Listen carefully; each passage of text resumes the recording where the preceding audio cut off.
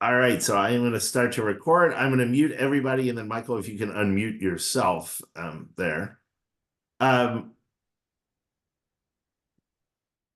all right, so everybody, welcome. Thank you for being here. I am thrilled that that you are here and that we're able to make this work and continue to do some fun Zooms every now and then. It's not like the old days where you used to do them, this was the only way we could get together. But still, it's a great way, I think, to every now and then pull people together. And I am thrilled to have Michael Robinson here. He is somebody that Murray and I have gotten to know, along with his very talented wife, Marlene, in the last, I don't know, it's what, a few years now, Michael? Yes, That's it. last Yeah. few years. And he is somebody who has impressed me tremendously with his overall knowledge of wine. And one could say perhaps his foolishness to jump into this business as well. I'm like, oh, and so, but I think he has a unique perspective on wine country tourism, on wine retail, what's going on, but also on what's happening in the Santa Rita Hills. So thank you for being here, Michael. I appreciate it. Thank you very much for the warm introduction, Adam. I appreciate it. My wife and I appreciate it, and it's also a testament to producers like you that really a business like ours exists. There's grapes being grown that are pretty good, but producers are the ones that sort of ultimately bring them to bottle in their finest forms, and that's actually what makes an experience for everyone here. Well, thank you for that. I don't know what else I would do with my life at this point in time. I have joked occasionally that I learned how to drive a forklift. So if the wine business truly goes down the tubes, I have at least one marketable skill left behind. But so tell us a little bit about yourself and how you found yourself in Los Olivos, California. Sure. It's sort of I'll make a long story short. I was in advertising for a good 20 years, working in the United States and abroad. And when I came home, I'd always liked wine, but I kind of fell in love with wine. There wasn't a magic bottle, but there was probably a magic moment. I think anyone who's ever been working for a large corporate organization who has a gardening leave, you get a little time on your hands and you find your true passion, and that became wine. At the same time, I met my wife, so sort of the two things came together, which is probably a long fast forward to us buying this business. But in doing so, I came back and consulted in advertising and really thought, is this really where I want to reinvest? Am I going to get into another 10 to 15 year cycle, or do I want to pivot left? And I got very lucky. I would keep sort of sending out feelers for work in wine based in Los Angeles. And the typical jobs were not maybe with the wines, the producers, or even maybe the sort of job title that I wanted. And at the time, Sherry Lehman, now defunct Sherry Lehman in New York, had a West Coast operation that they had set up in El Segundo purely for the intention of buying more allocated wines that they would normally get than in New York. And the person who ran that building, which was really just honestly a warehouse with an office in the back, was my wine mentor, a guy named Rob Allen, who ran all of their what we called PCS, private client services, people who always were seeking the sort of sought after allocated wines. And so Were in these meeting with mainly him for an hour, California wines, Michael, that they were able to everything. get better allocations of here, or? Yes, everything, especially in New York with that three-tier system. It is so regulated. All costs are transparent, and certainly all allocated wines are transparent. Everyone gets 6 or 12 or 18 bottles of X. California was a little more free market, and so that warehouse was really designed just to broaden those allocations of New World and Old. And also, they had a pretty good national sales portfolio of consumers. And so some duplications of shipping efforts that could go West Coast to West Coast instead of back and forth across the country. And so trying to keep the story a little shorter, in 1 hour, I could tell that this is a guy I could learn everything I ever wanted to know about wine. Whatever I had studied and grown with on my own, this is a guy who could take me through a PhD program. And so I went home and thought my wife would be a tough discussion to convince, but was pretty on board.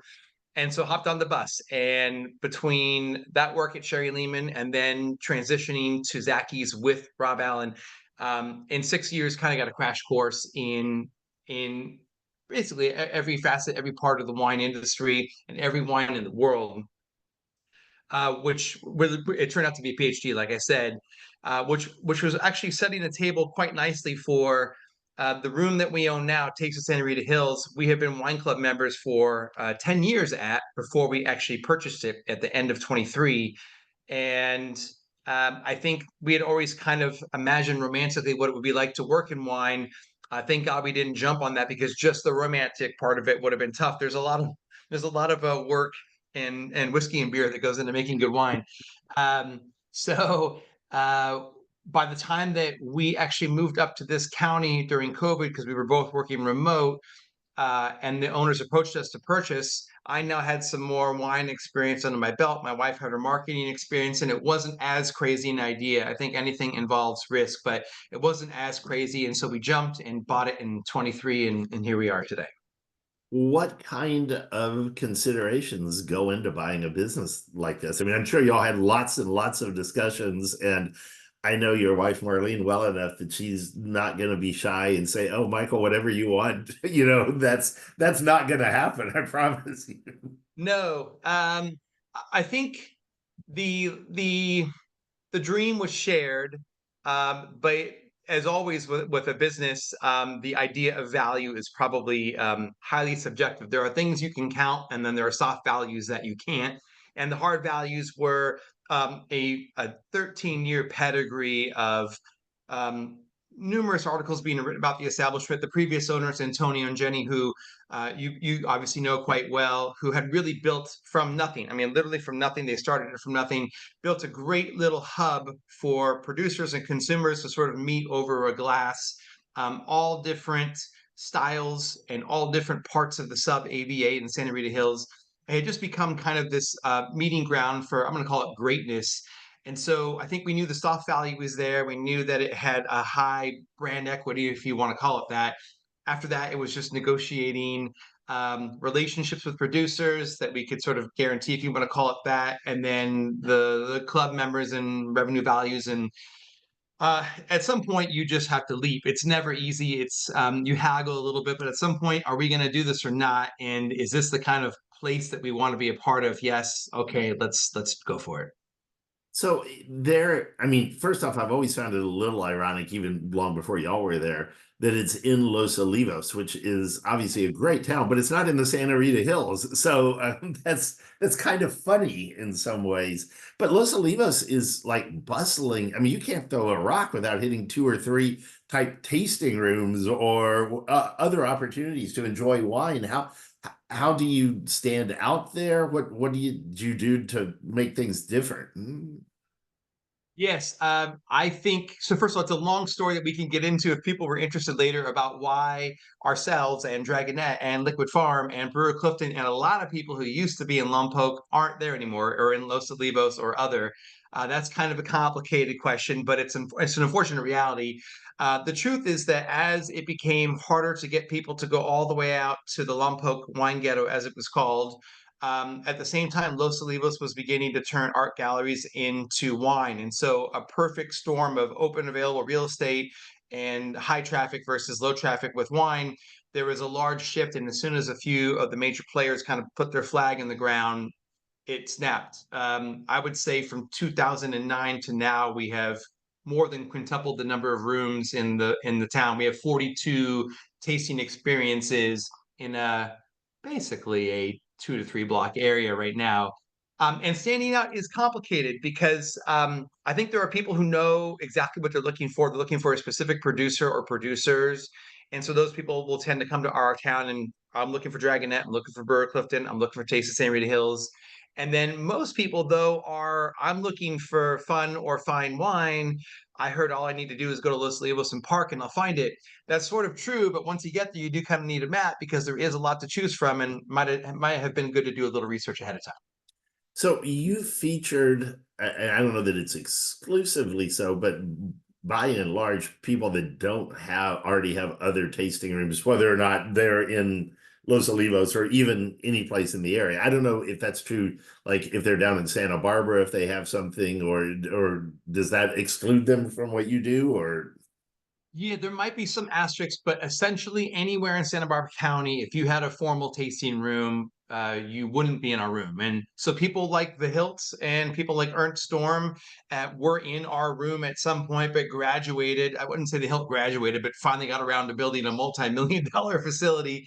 yeah. And so once they opened their tasting room, there isn't room for them to be poured in our room anymore. Obviously, there's some business acumen to that. There's skin in the game for us to be the place for you to come and try, and we don't want to compete with them, and vice versa.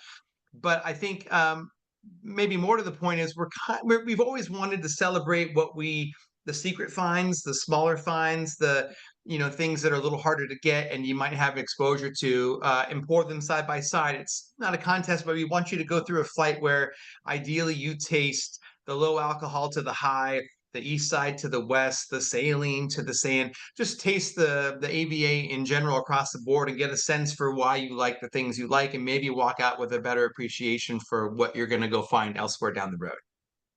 And as part of that, you also have like clubs and the like where people can be a member and I assume get stuff shipped to them or come by and pick it up, whatever. Correct.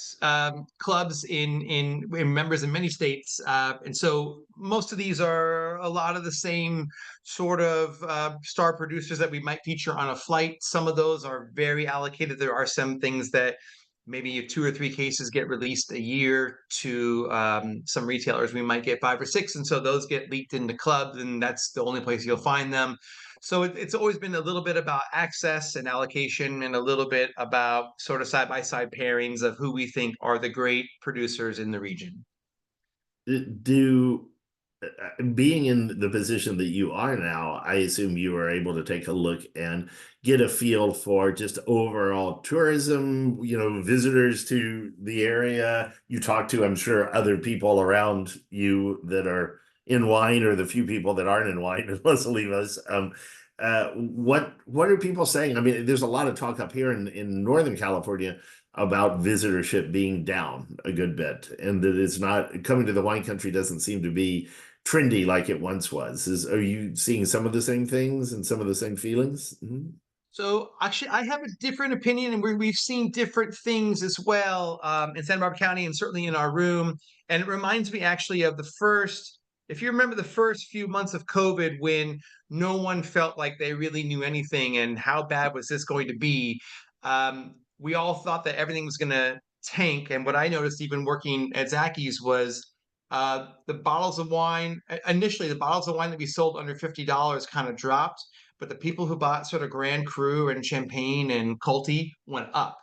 Actually, they almost doubled down while everyone else pulled back. And then, of course, once we all got in line that we're just going to be at home, then online wine sales, skyrocketed. I'd say the same thing for our region and for our room.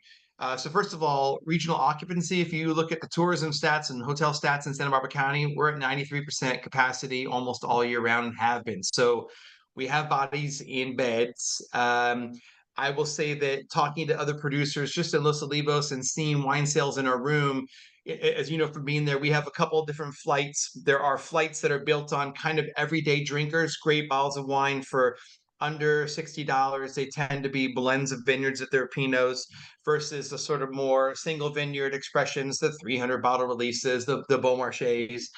The sales of the Beaumarchais and the light wines have been even year over year. It's the under 50 that we've seen a dip on.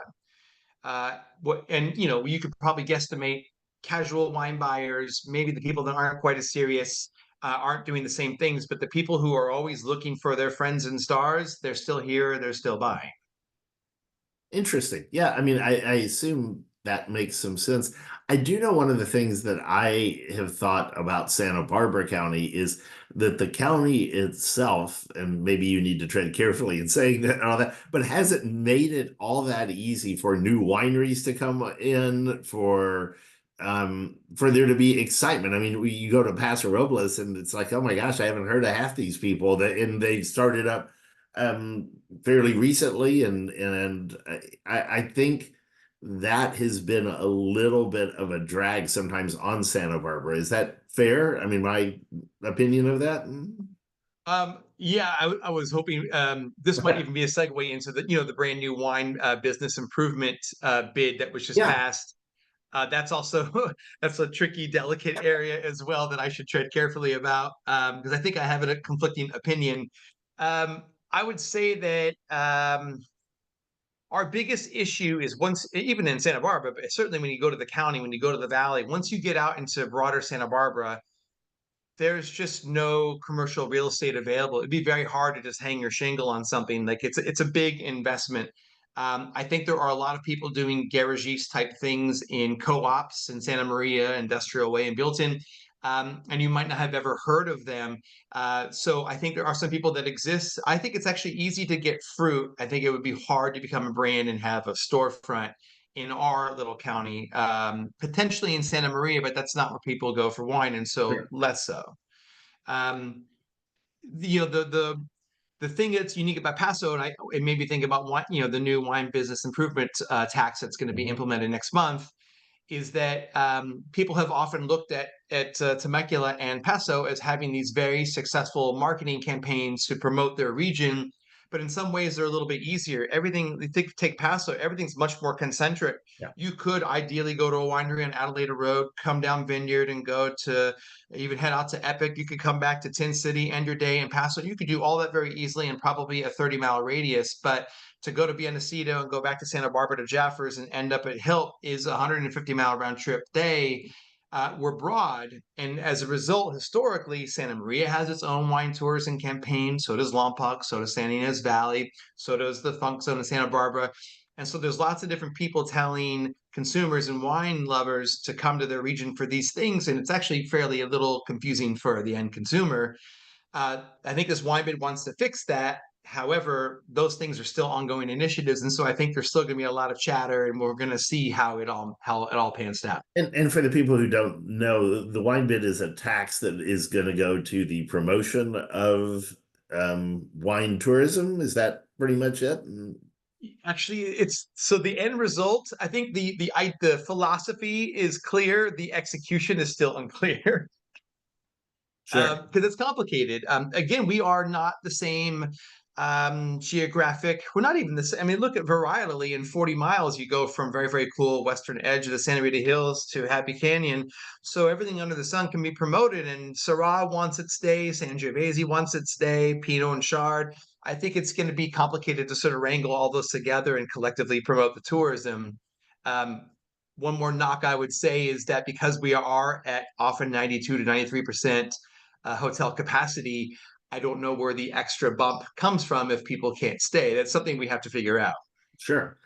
The other thing in Paso that they have going for it is you can, like you said, it's not far to get away to some of the wineries, but once you're in the town, you can walk to multiple handfuls of restaurants, very, very good restaurants to dive Mexican places to whatever. But I mean, that's all available. And that's very spread out in Santa Barbara County as well. Correct. And we're sort of used to it. But yes, we have lots of little old stagecoach stops, which have become their own little two-horse towns, which is quaint and fun. But again, it is harder to sort of rally all that together. Yeah, there are some logistical issues to sort of tackle, but I think that's also why this community feels like such a community. There's a lot of mom and pop here. There's still a lot of family owned. Even when big investment comes in, it's largely been to almost grow the valley and improve the valley with long-term visions. And so that's been, I think, quite unique and welcoming. And there's my old boss would say there's no sharp elbows. A lot of people seem to lean in. You have a problem. I've never dealt with a harvest like this. You call around, someone's dealt with a harvest, and they're happy to walk you through how to deal with it, you know? Yeah, it's funny because was very active down there with Siduri, still with Dialtone and Busy Signal. I am down there some, but not to the extent that I was with Siduri at the time. But I saw some similarities in what you're talking about um, with say San Lucia, where it's also a small community. But if you needed to borrow a corker, you can borrow somebody's corker. I mean, if you're in need of those kinds of things, But also, what goes along with that sometimes is it's not so much of the elbows. It's like everybody also knows everybody else's gossip and crap that's going on, and there's a lot of talking. I mean, I was not immune from that myself, but there was a lot. There can be a lot of gossip and talking and on again in a small community too. Yes, and that is definitely the case here. You're 1 degree of separation away from everyone. As much as we talk about Santa Ynez, Los Olivos, Solvang, Buellton, all the way out west to Lompoc, if you exclude Lompoc, that's about 13,000 people. It's a pretty small community, and most of them are affiliated in some way or another with wine. Yeah, yeah. It's the difference is in San Lucia Highlands, the people that are gossiping, it's usually your cousin in some way, shape, or form. So there's family issues there. I mean, I've been to you may not get along with your cousin, but you always show up at somebody's wedding or somebody's funeral. I mean, it's that kind of thing goes Sure. on there quite a bit. With that type of atmosphere, I know that you get in a lot of people to come visit, like, and pour their wines too. I mean, you do flights when they're non winemakers, but then you also bring in a lot of winemakers. And in fact, Murray and I were there on Saturday and had a really great time. Yeah, thank you, and thank you for attending that, and that turned out to be something that, like Marlene and I talked about it later. I hope we can somehow figure out how to make that more of a regular thing. We often will have almost, let's just call it a winemaker takeover, where a Saturday might just be one winemaker pouring their wines, and you get to sit down face to face with them, talk through the region, talk through all the questions you might have, see a fan favorite. This one happened to be Racine, and the team that runs Racine, it's a little complicated. There's someone on site who's more vineyard than winemaker. Head winemaker also makes Domaine Montiel and Burgundy. He flew in to sort of walk through the wines. But the morning session was really dominated by winemakers. The consumers there, it might have been a little over the head, some of the discussion points, but it was great to have a roundtable talking about the production of wine. And as Brian said at that meeting, he said, I bet you 90% of what we would do is all as winemakers is very similar. And then there's just some couple little turns and tweaks. And it's an interesting conversation. You were there, Richard Sanford, obviously Murray. We had Kevin Law from Cotier. Yeah, it was a fun time to just talk shop, and I found myself just sitting in the back and writing notes. These are not conversations I'm always privy to. It was fun. And I've always found those things to be fun because there are many things that maybe aren't applicable, but you can come up with one idea or one new way of looking at things. And that can be incredibly valuable to be around people. I thought it was fun too that you did pour a couple of the wines from Burgundy as well, since there's a tie in there. I don't know that a lot of people think about Santa Rita Hills as being a place where French investment has come in. I mean, everyone thinks of Oregon, obviously, with Domaine Drouin and starting there and going on many, many times over. But it Yeah. is interesting that they made the choice to come into the Santa Rita Hills. Yeah, and I have to say that we are, as a region, and I say we, my wife and I have been here for a couple of years, but historically, we've always felt like a real hardworking kind of Midwest Valley, real hardworking underachiever AVA. We feel like we produce fantastic wines, but we don't get all of the promotional spotlight that regions to the north of us do. And so, to be fair, when Racine came in to start this label, which was a combination of Domaine de Montiel from Burgundy, but Champagne House Pierre Peters as well, overseeing the sparkling, it was a real badge of honor. And as much as we have our stars and our vineyards that are well known, I think to have that kind of gravitas come to the region and not just say we want to make wine here, but the investments they made, the long-term vision. They have a 60-year lease on the Wenslaw property. They bought a vineyard north of Melville 6 years ago that just now they bottled for the first time. They have a very different thought process about how to make wines in general, and that really means a long-term approach. And so that stamp of approval and that investment in community, investment in product, I think is refreshing and again feels very community oriented. And where there are other new labels or new wines that pop up in other parts of the world. Sometimes those are the result of new money coming in, big money coming in, and buying a very established asset. This is new money coming in, but continuing to build our current asset, which I think is a region is very welcome. Sure. And I think the other thing that's not talked about much, but it's something I've come to believe, is that as we're seeing some of the effects of climate change, that areas that are directly open to the ocean stand a better chance of staying very cool than areas that are not. I mean, that obviously seems pretty apparent, but everyone still thinks just deep down north is cooler, south is warmer. But I think Oregon it's not quite continental like Burgundy is, but it's not coastal like Santa Rita Hills, Santa Lucia Highlands areas are. And I think that coastal influence gives a long runway going forward for places like the Santa Rita Hills. And it makes sense that they would put a long-term bet there.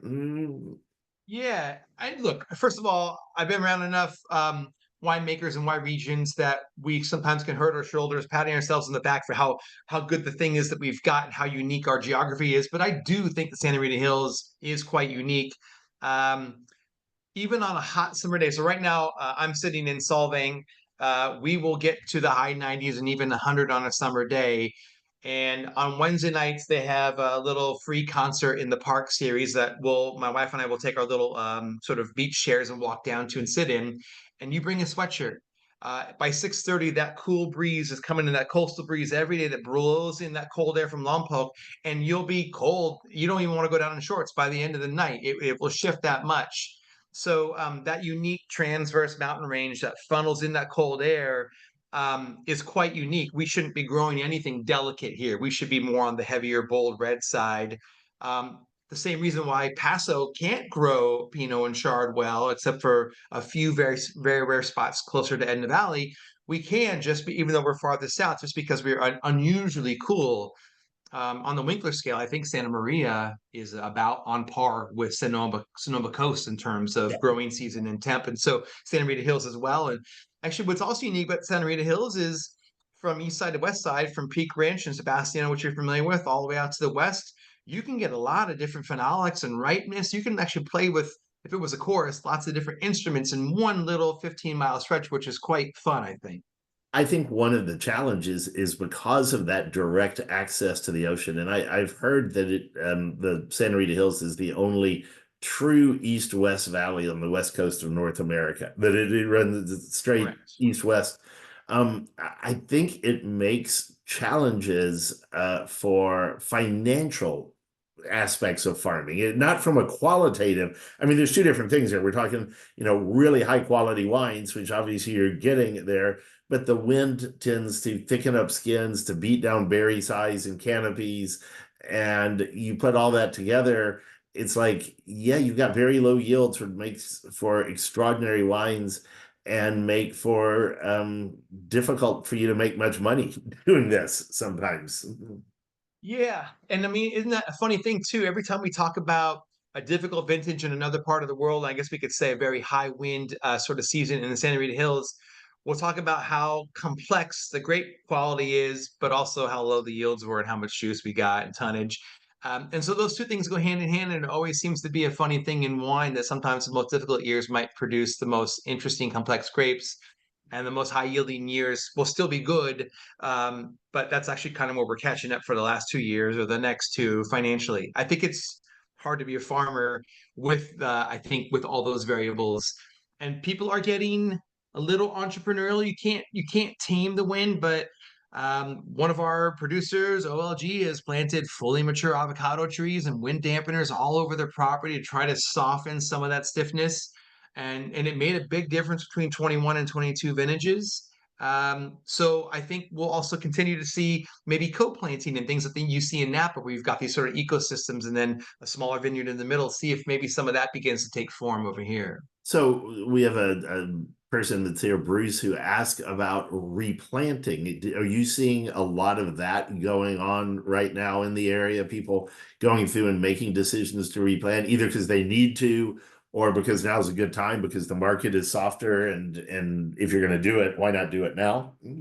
Yeah, kind of two answers to that question. The first is there are some areas that have some Pierce's disease or other sort of issues, and so you see obviously a regular replanting there. But but normally the issues where we see planting happen are we are very mom and pop, and so you take someone like Kathy Joseph in Fiddlesticks. You go through, you come up here in your 40s, you plant a vineyard, you kind of have that vineyard run where you get up to 20-year-old vines, and now you're ready to either replant or retire, and then there's sort of a sale moment. And so we kind of have that lifespan. But I think what we're also beginning to see is people that have had old vine vineyards. So you see some of the old vine stuff at S&B or out in Bendocito. Um, where you can, where it was affordable because you bought it 50 years ago at those real estate prices, you let those go as long as they can because the yields are low, but boy, the quality is magnificent. But in today's market, if you're buying new land at today's rates, you have a little more pressure to keep your fruit a little younger so you get higher yields, more tonnage. Sure. I think that's universal. Yeah, no, I agree. I also know that from my time down there, you would see some places like John Sebastiano, which is very impressive, very steep, and people are immediately drawn to that. But that's not always the best place because there is a certain amount of stress given the soils and the wind anyhow, so going to more stressed locations, I kind of sometimes was like, oh no, this is too much. I'll take the boring flatlands on some occasions. Yeah, and we do have a lot of, I mean, people think about Santa Rita Hills too, is certainly the geography east, west, and heat and wind is a huge part of it, but also three very different geological sort of levels. And so three different soil types from diatomaceous to clay to sand. You take all that and then hill slopes, which have them all, but also different exposures to wind, different exposures to sun. There's a lot of variables. It would almost take like a NASA scientist to sort of, on the back of a piece of paper, sort of write out all the things. It is a complicated. I mean, as you well know, wine has a lot of science, but there's a little bit of luck and a lot of art to it too. And I think that that's on full display in most of these vineyards and sites. Do does the challenges that we talked about as far as yields and the wind and on again for you as a shop owner, you mentioned that you kind of have like you teach people on a range or you have like here's a more introductory price kind of tier. Is it harder to find the like good bargains, so to speak, in an area like Santa Rita Hills, do you think? Um, I I think so. I think you can find some Pinots for $40 or less, but they typically aren't from known vineyards. When I say known, I mean quality fruit. Like you're one of the few people who could produce a wine from well-known vineyards, quality fruit at that price point. Normally the cost of entry is closer to 50, and we're still not talking single vineyard, we're talking blends. So it's a little harder. And in fact, that I think we told you that dialtone Chardonnay you poured for us, not kind of makes a lot of more expensive wines cringe. It's so good. So it's difficult, but there are some opportunities. I think someone who's connected, has access to interesting fruit and vineyards, I think can work some magic. But other people, there's a higher cost of entry. Sure. I just it's Pinot in and of itself is challenging enough with Pinot likes oak, like it or not. I mean, you talk about Pinot. I've always told people that Pinot yields, there is a little bit of a range. You can go a little higher in some places, but if you go too high, unlike, say, Syrah, where the quality starts to decline slowly, there's cliffs on either edge as far as the Pinot yields versus poorer quality. It falls off fast with Pinot. Well, that's Yeah. not the case with Syrah or Cab. Yeah, I mean it's fickle from beginning to end, right? Like you said, it develops it responds the worst or the best to those winds with those thick skins. Like it's just a very fickle grape, which is why I think it's so fun when it really delivers. Because when it does deliver, I don't know, there's a lot you can pull out of a glass of Pinot. Are you seeing movements among some producers to picking a little earlier? I mean, a little lower alcohols and a little more use of whole cluster, perhaps, different things like that as well? Obviously, as you tasted this weekend, we had some low alcohol We did. wines. And while they would say that they're not trying to produce Burgundy wines, I think they have a mindset about wine that philosophy carries over with maybe different tools, but the same kind of style. Um, there's a little bit of everything, but I don't know if it's a trend. I think we are still a fruit forward state. We are blessed with sun, so you ride the sun wave.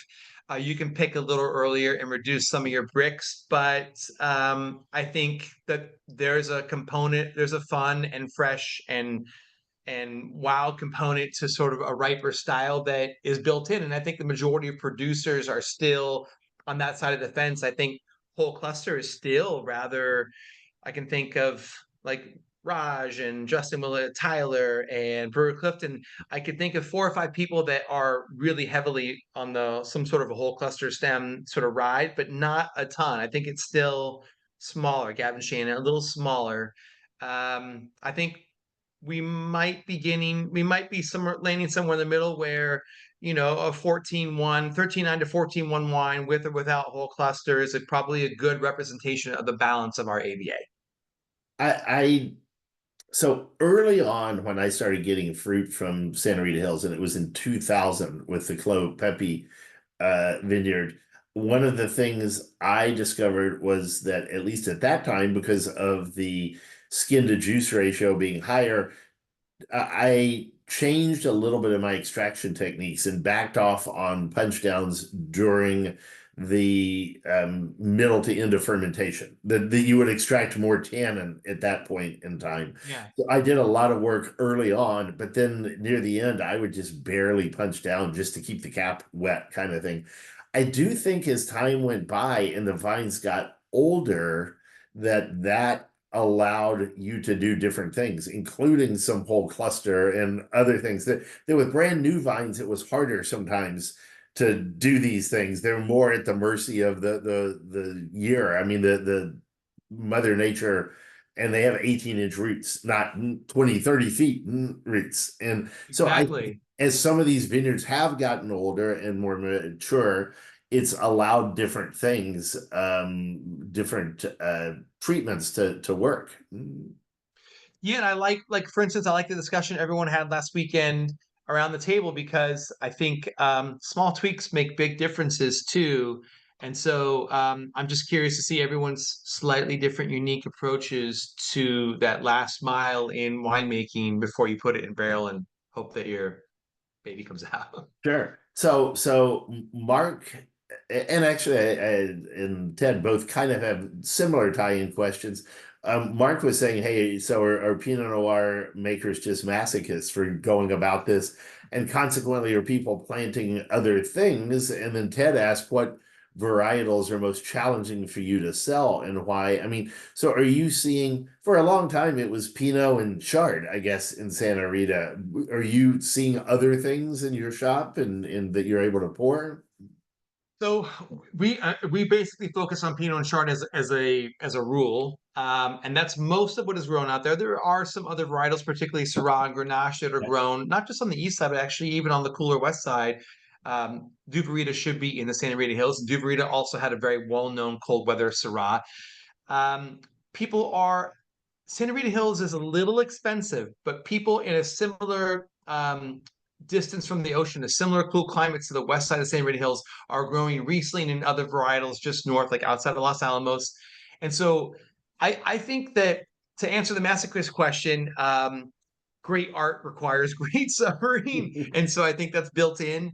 But in terms of what's growing or what people are doing, we're on our third or fourth wave of winemakers who have grown up knowing the Santa Rita Hills or thinking they knew the Santa Rita Hills, and each one wanting to quote unquote improve on the previous or at least make their mark. And so some of those are doing things differently with how they make Pinot and Chard, but others are saying if climatically we have the weather to grow any varietal in the world in this corridor, then I'm gonna make Gewürztraminer, or So we're seeing some of that too, particularly in areas where it's less expensive to grow. Santa Rita Hills is a little pricey, but as you get anywhere in Los Olivos, Santa Barbara County, San Ynez District, you're seeing a lot of things being planted. Yeah, I mean, I'm just thinking of other things out there. I mean, a little bit of Gruner and John Sebastiano, but not much. I mean, they're very much still the exception to the rule.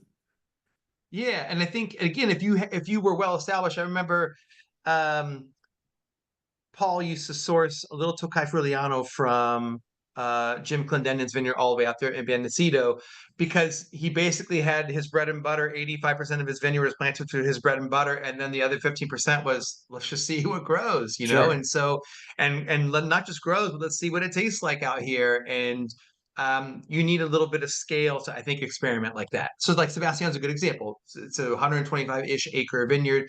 You have some room and scale there to plant different things. Yeah, and that little bit of plaything is fine. I mean, it's fun to have a little bit, but you don't want to put all of your money in that kind of basket most of the time. I think that's too risky as a grape grower. As a winemaker, you also want to have kind of your bread and butter, and then yeah. Oh, you got 100 cases of an Albarino? Fantastic, wonderful. Exactly. And there's actually some interesting Albarino out here. But if all you made were Albarino and Riesling, and I guess the Sangiovese, you wouldn't get as many people coming through your door. You kind of need the anchor of the region, and that needs to be the third or fourth one on the list. And isn't that a nice find? Sure. For you in selling wine over the years that you've sold, I mean, one of the things I kind of wanted to touch on was the role of the critic. Do you find, I mean, I grew up in the days where you got a 90 from Parker, you were set and you sold Yeah. out right away. That's not the case, obviously, anymore. When people are coming in from different parts of the country coming to see you, do you see that critical acclaim is still valuable to some extent? And does it depend on where you are from, maybe, as far as how much influence you put on that? Yeah, actually, that's a great question. That last little bit made me think about it differently. The people we have visit us from out of state, I think, got to a short list of producers probably through some help from critics. Even if it's not scores, it's you read a Galoni or a Dunnick review of Santa Barbara County, and they have very deep dive reviews of the county, and you get a sense of place and why. And let's just go try these 20. Let's figure them out. But most of our clientele is just a day drive from LA or an overnight drive. And uh, I think where we've earned our bread and butter is we are essentially a very small retailer that tastes a lot of wine. And so the proof is in the pudding. I don't need to know anything. But I do know good wine. So show me the best you've got. And then I'll decide with my palate what's what. But for out of state, when you're wondering where to go, because I can fly from Dallas, you can fly to Napa, and you can fly Mhm. to Portland, certainly, and you can fly to Paso, you can fly here. Where am I going to go? Well, I read a great article. Let's check out these 10. So I think it still exists. It still has some value. I can tell you when one of our wines makes a end of year top 100 list, like last year, we do get a lot of ecom orders. And so it does help. But in general, I think the rule is the proof's in the glass. Sure. And you open enough wines and have enough stuff available by the glass that a consumer has a chance to try things and make their own educated opinion as to what fits their palate. Yeah, our goal is if you have a flight, you definitely have tried different styles. Let's just say it's primarily Pinot. You've tried different styles. You have tasted different alcohol levels. You've tasted different parts of the AVA, different climatic changes, or even different soil changes. You've got your own. You have enough information to make your own decision in one sitting to decide whether you love us or not, or whether I'm an East Side guy, I'm a West Side guy, high alcohol, low alcohol, whatever it might be. Sure. I we have a question, and I'll preface this by saying, though you are Taste of Santa Rita Hills, I've noticed that in the back room you do carry some wines from the rest of the world as well. And I imagine that's because you cut your teeth on some of those wines and you have customers that want those, and you're able to help them out and fill their cellars, that kind of thing. Is that the case? Yeah, so after the years at Sherry Lehman and Zacky's, when we opened this room, some of those customers kind of came along. We stayed in touch and let me know about your new business venture. Let's try those wines. But they would still ask for some of the wines that we know and love. And so when I think we can compete with those big box retailers, I think we have an interesting footprint. I think we punch well above our weight because regionally we buy different wines that other retailers don't. So when I think we can punch above our weight, we pull some of those in. So you might get some Burgundy and Super Tuscans and Champagne, etc. And if we buy them and sell them, I think it's for my own wine knowledge, for my wife and I's own wine knowledge, we need to open them and taste them and ourselves. And so they're often open in the room. And Sure. depending upon how our tasting goes and you seem interested, then you might get some bonus pours from someplace else just to keep the party going. So, Bruce, then, I mean, that was kind of the lead into the question du jour right now, which is the effect of tariffs and how you view that, the potential effect on the wine industry as a whole, I guess, domestic producers and obviously importers and the like. Yeah, I first of all, I mean, we'll see when and how much. Second, I would imagine there would be an uptick in domestic wine production and sales. I don't know if it will be like for like. Like for instance, if imported wine sales drop 25%, I don't know if domestic would go up 25%, but I think there would be some sort of a healthy uptick, 10 to 15. Some people might not, if they're not buying champagne, they might not buy sparkling here, but they might buy other things. So we'll see. I would imagine it would impact domestic production. Um, but I think this is an ongoing, we'll see about the tariffs. I think it's an ongoing discussion. It's leverage, leverage, leverage until we get to some unknown deliverable. So maybe there won't be tariffs at all, but I suspect there'll be something for at least a little while to prove a point. I so my concern is that our problem in the wine business, in my opinion, is we need more drinkers. We need people who are enjoying wine more frequently, or people who haven't enjoyed wine need to enjoy wine.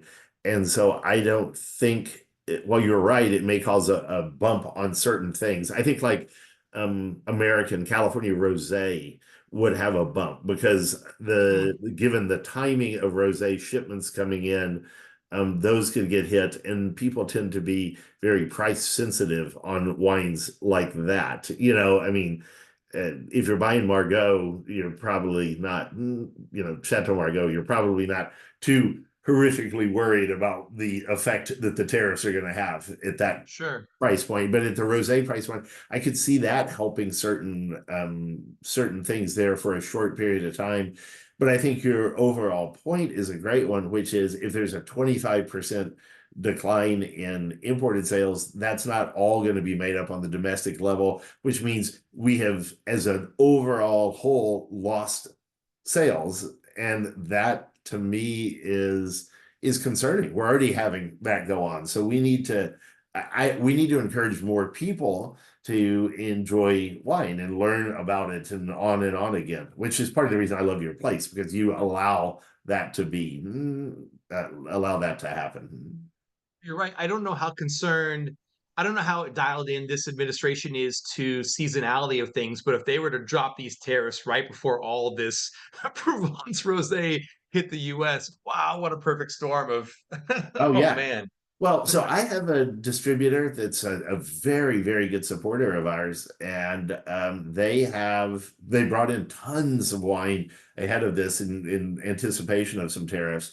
But then because of rosés and the like, they have 3 container loads on the Atlantic right now. And if the tariffs went in right at this very moment, this small family-owned distributor would have to pay an additional $600,000 in tariffs. And I look at it from my own point of view. They're not going to be buying my wine then. They're going to be just trying to survive. I mean, at Yeah. 600 grand out of your pocket or my pocket, that would hurt.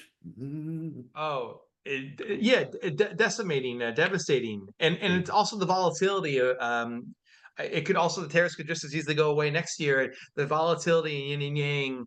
I think there are people who know how to move within some of the big players with deep pockets, know how to move around those and sort of get a win collectively out of it. But small to medium sized businesses would definitely be hurt. Yeah. Yeah. Yeah. Back real quick on the critics, and there was one other point I wanted to bring up, and it's something I wish somebody would address, and maybe someday I'll have to research it more and write it. But Uh-oh. yeah, I know. If Murray were here, she's at a wine women event right now, but she'd be like, when Adam has an idea, that's always a problem. The but I think the critical kind of like where the critics don't carry as much weight was not limited to wine. I mean, I used to go to movies because two guys I didn't know from Chicago would give it two thumbs up. Frank Pryl would write about restaurants in different parts of America, and everybody had to go to those restaurants. I think we went through a real critical zenith at one point in time in multiple areas. Parker was probably as powerful as anyone was from a critic point of view, but Siskel and Ebert were incredibly powerful, and Sure. I think that has now gone by the wayside to some extent, not fully, like you said. It still carries weight. The reason I think critics' jobs, I get frustrated by a couple of publications and a couple of things that they're like, oh, and guess what? This year Schrader made a great Cabernet, and I'm like, shock of shocks. Schrader made a great Cab. I want critics to introduce me to new wines and new wineries and things I haven't heard of before. But I also think that's what your shop does pretty well for a lot of people. I'll have to be honest with you. Actually, that's an interesting point too about critics. And so on the negative side, I would say that sometimes there are a couple of critics. I'm thinking of one in particular who has a high opinion of himself, who wants to establish he wants to be kingmaker, and so it's more like the best and the rest. Whereas I think what a critic's role should be is, if you like X, these wines all kind of fit within that style, like help people sort of get a sense and a bearing of region or of style. But on the flip side, I will say that we read, especially Dunnick and Galoni's reports, because they're so in depth about the county. And every year there's a wine that pops up like, what wine is that? Who's making that? And it's a small little boutique thing. It could be someone from up north who's making something. It could be whatever. But it's as much as we are a gossipy little community, I didn't know this person was Yeah. making that, and so it does keep us on our toes as well. So Dave McIntyre from the Washington Post, formerly of the Washington Post, wine writer there, and now has his own very successful daily, pretty much column that he comes out with, the Substack, and that I subscribe to. If he ever starts charging me, I'll pay him some money to do so. Dave is hoisting my own on my own batard and say, asking, should he not write about me anymore? Because I've been around, so there's no reason to talk about me. Dave, write about Murray. That's fine. I will still. We share bank accounts now, so as of 8, 9 days ago. So you can write about her and the new person, and I still benefit from it. So how's that for an answer, Dave? The new co-production ATN, right? Yes, yes, and we actually do have our new project from the south of France as well, Etienne. And I should get you some of those wines as well, Dave. So we're kind of coming to an end here. So if people, the audience, if you have questions, please put them out there. But Michael, tell people like your the days that you're open and the opportunities to come visit. Obviously, you mentioned he saw you here. Maybe you can sneak him an extra pour or some wonderful thing like that. Sure. So first of all, we're in Los Olivos, California, which is a very small town. Taste of Sta Rita Hills. You can't miss us. Park near the flagpole. Walk 4 doors up. There you are. We are open Thursday through Monday, 11 to 5. And absolutely, you come in and say, You just say, Adam told me I could have whatever I want, and we will open the doors. You will get a flight plus a flight. You will get whatever you want. There might be something old world. There'll be some fun conversation. And that's the code. Adam told me I could have whatever I want. Yeah, I think it's a wonderful place. I love coming there. I do love the town. I don't even know if she's still around, but Bo Derek used to live in the town and would, Penniness. yeah, but she would drop by the little store kind of up the street there. So that was fun. Folks, if you want to unmute yourself, and let's thank Michael for being here. Thank you, Michael, for your time today and for sharing your knowledge of Santa Rita and of what's going on. And everybody asks me, what are you seeing out in the wine world? And I'm like, well, I want to talk to somebody like you that is out there on the front lines really selling wine. Thank you. Thank you for having me. And yeah, and this is a partnership, right? Producers make great wines, and we are hopefully a room that helps to sell them. And consumers need a little help too. Forget all the other difficulties in the wine world right now. I think you just need help navigating the wine world. Which wine should I try and why? And boy, I really did like that. I didn't expect to. Where can I find more of it? Or just trying to help people get to their best day or night, you know? Yep. Yeah. Well, appreciate it. Cheers to you, Michael. Thank you so much. Thanks Thank you everybody for very much. joining. It's great to see you all. Yeah, I am a married man. I still do the same thing. I do have this ring now hanging on my finger, but I am thrilled to thank you. I am thrilled to see all of y'all, and we'll do something again more middle of summertime. So cheers. Take care. Bye-bye. Thank Take care, you. everyone. Thank you. Bye. Thank you very much. Thank you.